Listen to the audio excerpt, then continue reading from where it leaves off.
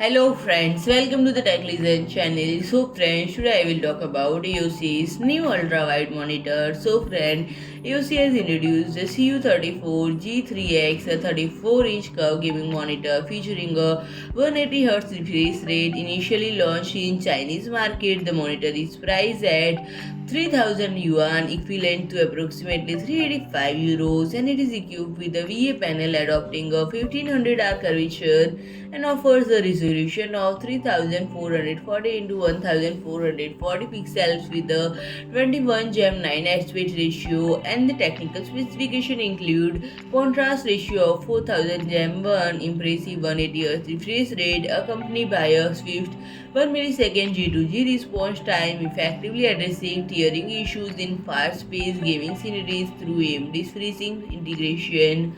And for a color perspective, the panel delivers a 10-bit color tab, 300 nits brightness, and a whole Dan HDR10 certification. It boasts a steady contrast ratio of 4000:1, dynamic contrast ratio of 80:1.